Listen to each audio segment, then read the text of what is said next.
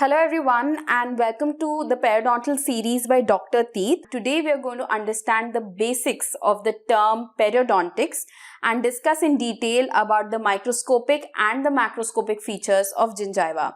And stick on to the end because there we'll be discussing about the important questions which are relevant for examination as well as for the viva.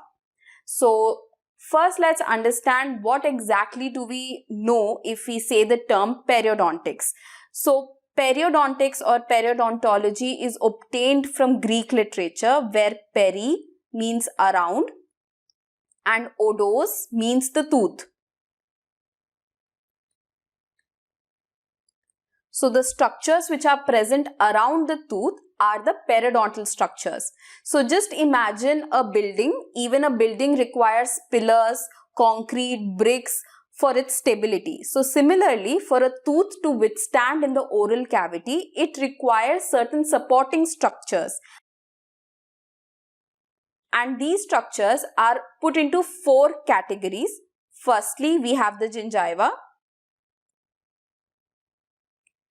Next, we have the cementum, which is surrounding the anatomic root. Then we have a layer of alveolar bone. And ultimately, between the alveolar bone and the cementum, we have the periodontal ligament fibers. So these four components form the periodontal structures, and the tooth along with the periodontal structures forms the dentoperiodontal unit. So today let's talk about gingiva and its microscopic and the macroscopic features. So before we go into that, our oral cavity, similar to our body, is covered by a layer of oral mucosa. So our body is covered by a layer of skin. The oral cavity is covered by a layer of oral mucosa. So these are the teeth and this is our tongue, and everything is covered by the oral mucosa. Now, oral mucosa can be put into three categories.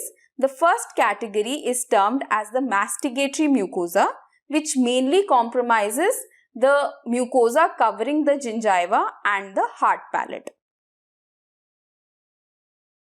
Then we have the specialized mucosa, and this covers the dorsum of the tongue. So it has specialized receptors for taste perception. And ultimately, the rest of the oral mucosa is covered by oral mucous membrane. Today, we are essentially going to talk about the masticatory mucosa, that is the gingiva. So gingiva is a part of the oral mucosa that covers the alveolar process of the jaws and surrounds the neck of the teeth. So it is a part of the oral mucosa, to be in specific the masticatory mucosa. It covers the alveolar process of the jaw. So as you can see, it is covering the alveolar process and it surrounds the neck of the teeth. Clear? Now gingiva can be divided based upon its features into two aspects. The macroscopic features, which can be observed with the help of the naked eye, or we have the microscopic features, which can be only observed under magnification. So coming first about the macroscopic features, otherwise the anatomic aspects. Now gingiva can be broadly divided into three categories based upon its anatomic aspects. So firstly, we have the marginal gingiva. Second, we have the attached gingiva. And third, we have the interdental papilla. So marginal, attached and the interdental papilla forms the three anatomic aspects of the gingiva. So first let's talk about the marginal gingiva, which is otherwise also called as the free or the unattached gingiva. So this is the terminal edge or the border of the gingiva surrounding the teeth in a collar-like fashion. So as you can see, this is the marginal gingiva. It is present right at the edge of the tooth in a collar-like fashion. Okay. Now, so this here is the marginal gingiva, and it ends in a linear groove or a depression called as the marginal groove or the free gingival groove. So apically, we have the free gingival groove that sees the termination of the marginal gingiva. Now this marginal gingiva is approximately 1 mm in dimension, and it also forms the soft tissue wall for the gingival sulcus. So if you see this area between the tooth and the gingiva, there is a small space. So this space is called as the gingival sulcus, and the marginal gingiva forms the wall of the gingival sulcus. So if we place a probe, then this metal instrument can separate the marginal gingiva from the tooth structure, and it enters into the gingival sulcus. So it enters right into this area. Now this gingival sulcus is a V-shaped entry point, and if we talk about its depth, then it is clinically seen to be approximately 1.5 mm. But if we talk about the range, it can range anywhere between 1 to 3 mm in a normal clinically healthy gingiva. So we can insert a periodontal probe, and these probes will have certain markings on it, and based upon these markings we can estimate the depth of the gingival sulcus. Now histologically, if we try and see the depth of the gingival sulcus, then studies have seen that histological depth is approximately 1.8 mm. Now let's talk about the second anatomic component, which is the attached gingiva. So attached gingiva is the portion of the gingiva which is firm, it is resilient, it is tightly bound to the underlying periosteum of the alveolar bone. Now because it is attached to the alveolar bone, it is termed as the attached gingiva. So if you see this picture right here, this portion which is present below the bone is the marginal gingiva, whereas the attached gingiva is present onto the bone. So it is attached to the periosteum of the alveolar bone. So attached gingiva, on the facial aspect, the termination point is the mucogingival junction, and after the mucogingival junction we have something called as the alveolar mucosa. So on the facial aspect, remember the termination is the mucogingival junction, but it is slightly different in case of the palatal and the lingual tissues. So here we do not have any mucogingival junction. So the attached gingiva will blend into the lingual alveolar mucosa in case of the lingual tissue, and in case of the palatal tissue it will just blend into the firm and the resilient palatal mucosa. So it's a very important viva question. Mucogingival junction only present on the facial aspect. Now coming on to the width of the attached gingiva, it is seen that it is maximum in case of the maxillary anterior region. So this particular area will have the maximum width of the attached gingiva, which is 3.5 to 4.5 mm. Whereas mandibular anterior will have a width of approximately 3.3 to 3.9 mm. Now the width is minimum in case of the mandibular first premolar region, where it is approximately 1.8 mm, whereas in maxillary premolar region it is 1.9 mm. Now we need to understand one more important point here. There is the width of the attached gingiva which we just discussed, and there is width of the keratinized tissue. So we'll be talking about the keratinization in the second part of the video, but for now just remember, keratinized gingiva involves both the attached gingiva along with the marginal gingiva. So if someone asks you what is the width of the keratinized tissue, then remember you have to tell them that attached gingiva plus the marginal gingiva will give you the keratinized tissue. So for example, if attached gingiva is 3.5 mm and the marginal gingiva is 1 mm, then the keratinized tissue width will be 4.5 mm. So attached gingiva and keratinized tissue are not the same. Keratinized tissue width will be much more than the width of the attached gingiva.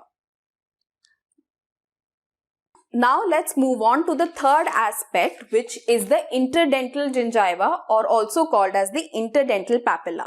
So this is the portion which occupies the interdental space between the two teeth, just apical to the contact point. So we have the contact point between two teeth here, and just apical to that we have the interdental papilla. Now interdental papilla is majorly made up of three components. So firstly we have the facial papilla. So this is our facial papilla. Second is our lingual papilla. So this right here forms the lingual or the palatal papilla. Now connecting the facial papilla and the lingual papilla. So this is the facial papilla, this is the lingual papilla. Connecting these two, we have a space called as the caul, which is present in the interdental space. Now based upon the position of the tooth and based upon the contact points, there are different types of papillas which are seen.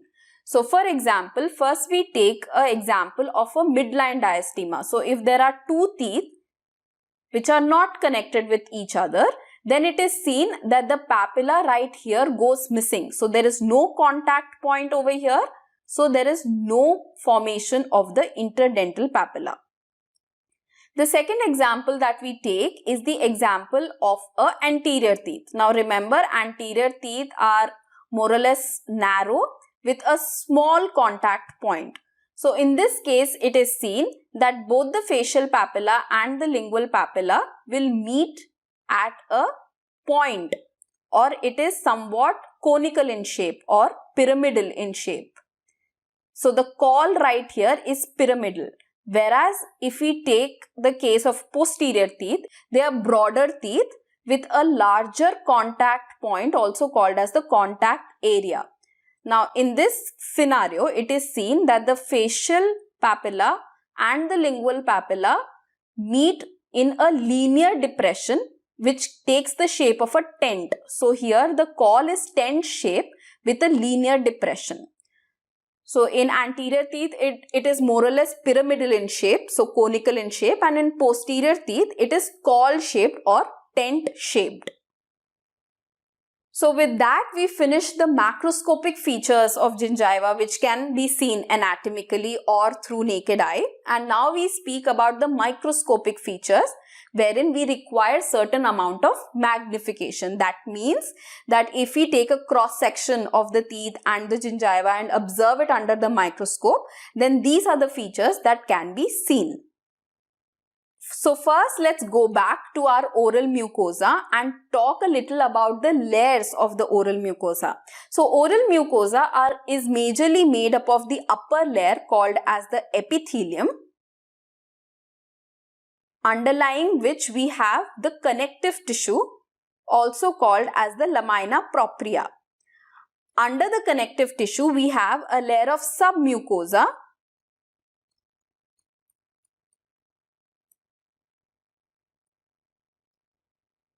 and underlining the submucosa, we have a layer of bone or we have layer of muscle. So if we are talking about the tongue, then we have a layer of muscle, and if we are talking about a structure, say palate, then we have a layer of bone. But if we are talking about gingiva per se, then microscopically the epithelium of the gingiva can be divided into three aspects. So we have first the oral epithelium, also called as the outer epithelium. So this epithelium faces the oral cavity, so also called as the outer epithelium. Then we have the second epithelium called as the sulcular epithelium. This epithelium forms the wall of the gingival sulcus. And ultimately we have the junctional epithelium present right at the base of the sulcular epithelium. So these are the three major epithelium associated with the gingiva. So for today, we'll be only covering the oral epithelium, and we'll be talking about the junctional and the sulcular epithelium in the next video. So coming back to oral epithelium, so oral epithelium is keratinized in nature, whereas both the sulcular and the junctional epithelium are non-keratinized in nature. Now, what do we understand if we say the term keratinized? So, keratinized is nothing. It is just a morphological and biochemical changes that happen in the epithelium, because of which there is formation of a dead cell layer.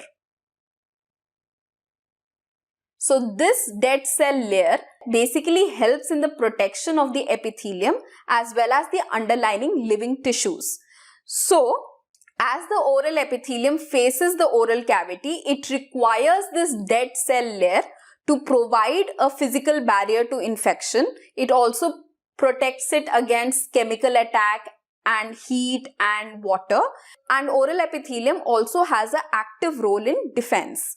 Now, because it is keratinized in nature, the major cell type which is seen are the keratinocytes, and the minor cell types which are seen are called as the non-keratinocytes. Now, the whole process of keratinization can be put into two major steps. First is the step of proliferation, and the second is the step of differentiation and maturation. So, let's understand these steps and the layers of the keratinized tissue. So, the layers of the keratinized tissue are basically of 4 types, and these layers are named based upon the characteristics of each layer. So, firstly, we have the stratum basale.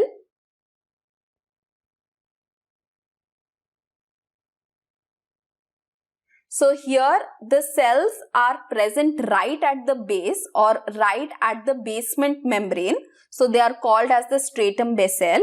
Second is the layer of stratum spinosum.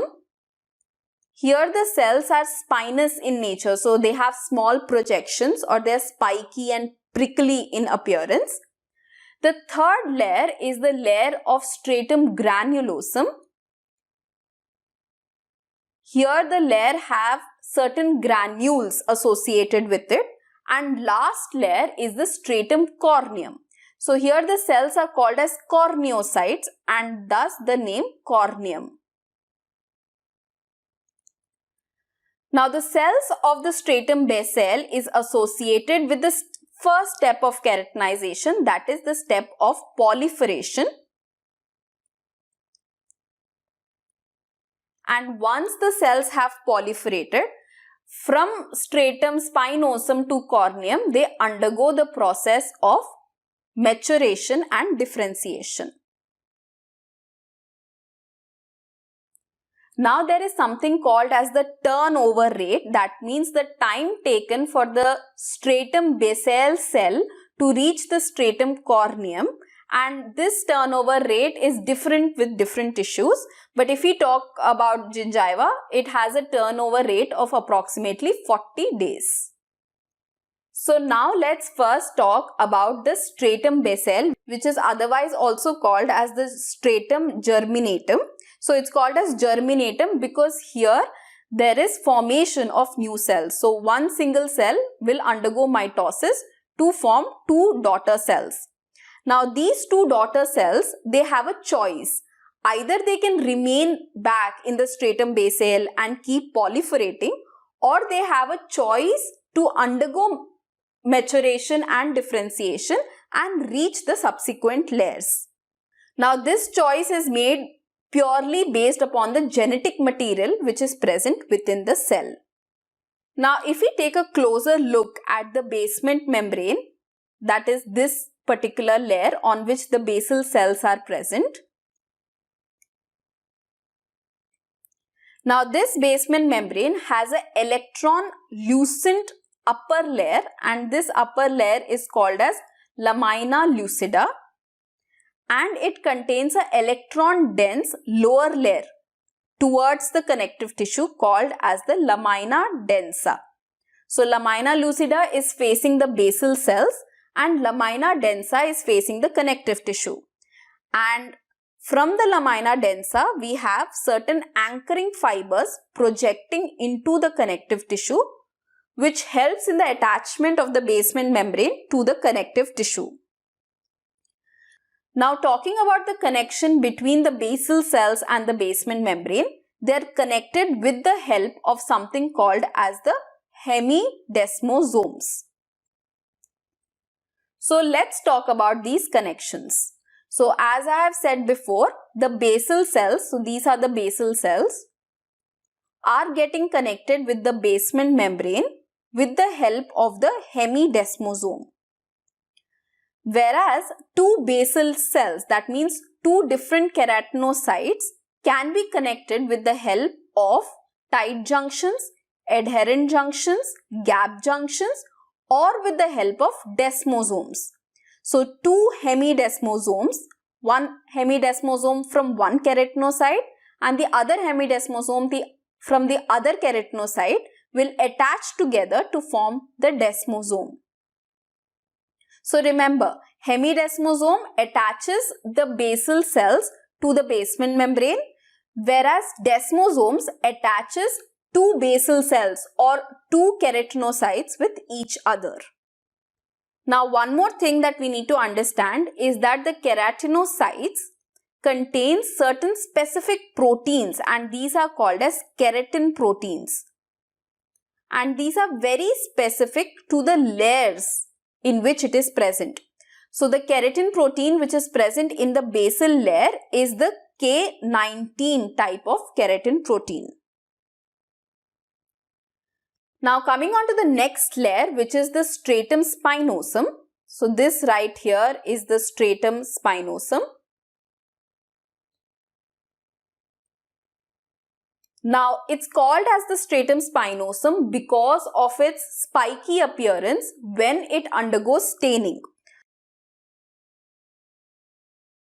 So normally if you see, then the stratum spinosum cells are quite flattened compared to the basal layer wherein they are cuboidal in nature. Now the spinous cells are also attached with the help of the desmosomes, and when these undergo the process of staining, they shrink in nature. But the attachment of the desmosomes still remain. So because of this whole process, it starts giving a spiny appearance or a prickled appearance. So that is why the term stratum spinosum. The next layer that we talk about is termed as the stratum granulosum. So here again, as the term suggests, this portion right here is the stratum granulosum.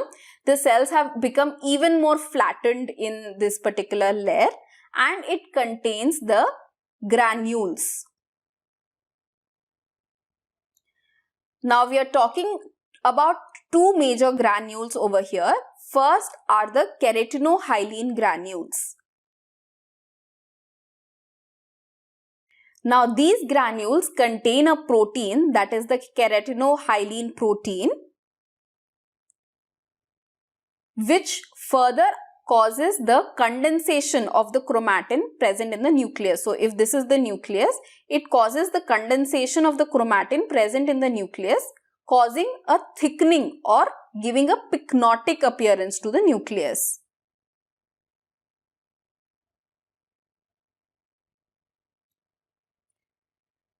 The second type of granules are the Odland bodies or the keratinosomes.